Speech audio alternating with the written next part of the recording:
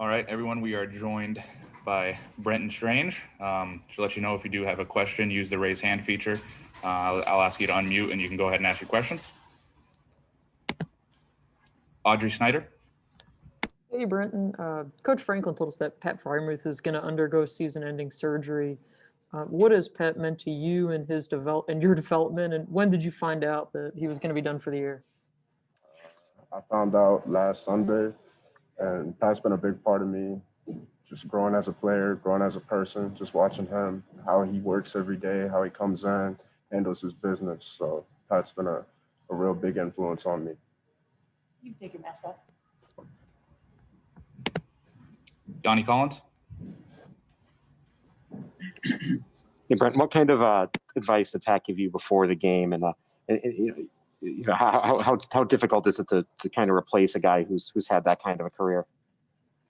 Obviously, Pat's a great player, like I said, but he just told me to go out there and just play like myself. I mean, he told me that I've been playing in games, I've been having a lot of snaps, and just keep playing hard, keep doing what I do. So.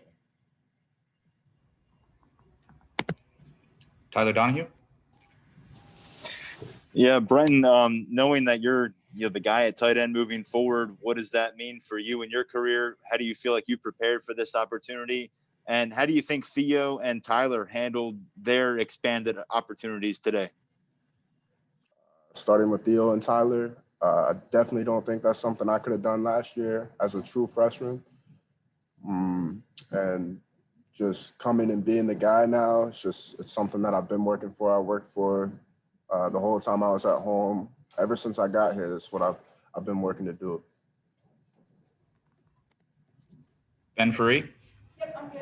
Hey, Brenton. Execution continues to be something that you guys are struggling with consistently to do it time and time again. So, I mean, how do you turn that around, and what does that process kind of look like to get to that level consistently? Just don't turn the ball over. Audrey Snyder. Brenton, going along with that, not turning the ball over, I mean, it's a repeated problem for this offense. How do you guys not point fingers at this point, or is any finger pointing going on? How do you try and keep that cohesiveness as an offense? No, we're going to stick together, and we're going to keep working, and we're going to keep getting better every single week. Michael Ferreira.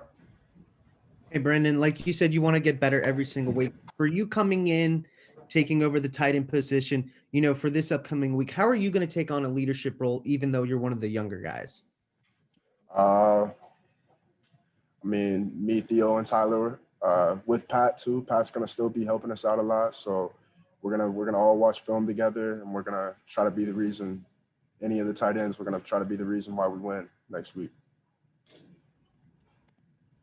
Tyler Donahue. Yeah, Brenton, how frustrating is it as an offense when you've got quarterbacks going in and out and kind of wondering where things are from a stability standpoint going into another week where it seems unclear who your starting quarterback is? I don't know about for the other guys, but for me, that's not really a problem. I mean, practice with both quarterbacks in practice, so comfortable with both of them. Both of them can do great things, so. Audrey Snyder. Brenton, who was it? Levis all week in practice with the first team? Was he that guy? And also, can you take me through the touchdown? What were you kind of seeing there, and what were you thinking as the ball's coming toward you? Will did practice with the ones the whole entire week, and for the touchdown, I mean, I chipped on the D end and I saw open grass. I just tried to get open, got open, and scored. Try to make the most of it. If you guys didn't see, Lamont Wade is also now available. Mark, go ahead. Brenton, what have you learned from Pat in your time here, and what do you think he still has left to teach you? Definitely, I've never seen a guy work harder than Pat. I mean, I've just learned that you can always work harder, study harder, stuff like that. And what I can keep learning from Pat is just my knowledge of defense. Like, he can teach me how to watch film better, just stuff like that. Evan Patrick. Hey, Brenton, thanks for your time. There's been a long list of guys, I mean, that have been out with injuries now for you guys. And I know that you have that next man up mentality. You don't want to use it as an excuse, but how has that impacted team morale, and how do you guys kind of try and move forward even with all this adversity? Like you said, I mean, it's next man up. If your opportunity comes, you got to make the most of it. So I think that's the way that everybody on the team sees it. And definitely the way I saw it. If anyone does have a question for Brenton, please use the raise hand feature. I will ask you to unmute and you can ask your question.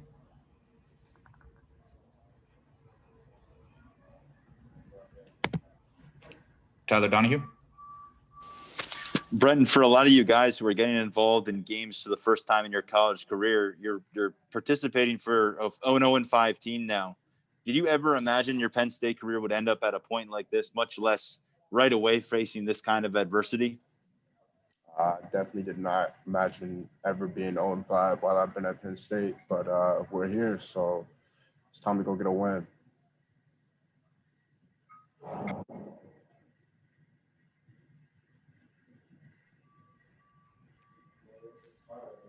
If anyone has any additional questions, please use the raise hand feature. Andre Snyder. Tyler Donahue. One more for you, Brenton. I know he wasn't available today, but Taquan Roberson, if we're going to keep getting looks at different quarterbacks on this Penn State team, and we happen to get him at some point, what should we expect from Taquan? What has he shown you guys on the practice field? I mean, obviously all of our quarterbacks are good. That's why they're here. So, I mean, just come out and it's next man up if he gets in.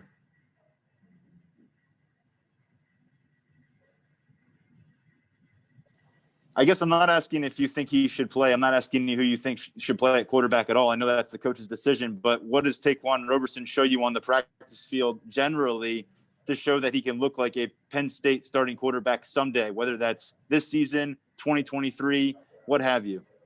My fault. I mean, Taquan has a strong arm. He can use his legs.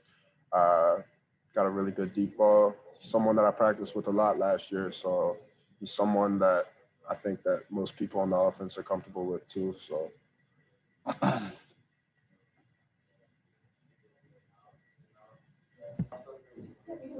Mike Porman, do you have a question? I do. Thanks for asking. Go ahead. What's the challenge for you guys? What's the challenge with you guys with all the changes, false positives, players and coming and going? How do you stay unified? And then I got a follow up to that. I mean, it's definitely a distraction when you hear someone that has a big role in the team, has a false positive. But you just got to keep pushing. It's the year. It's 2020. I mean,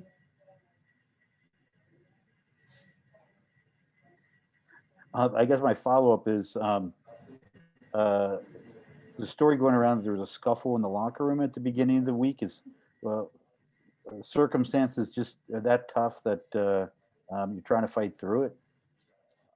No, I don't believe that story is true. Okay. We'll give another minute. Mike, do you have any additional questions? File in if they'd like, just a couple more seconds. Yeah, actually, it's Brenton, after the game, anybody in addition to James get up and talk to Normal leaders of the team talk to us. It's just the same thing. I mean, we got to come out, play harder, take care of the ball, execute, force turnovers when we can. So.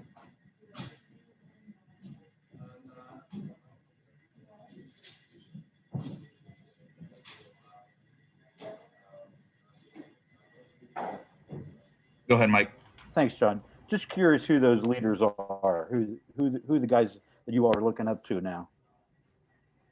Lamont, Pat Still, Jesse, Jason, Ellis Brooks, just guys that have been in the program for a long time or guys that have really close on this team.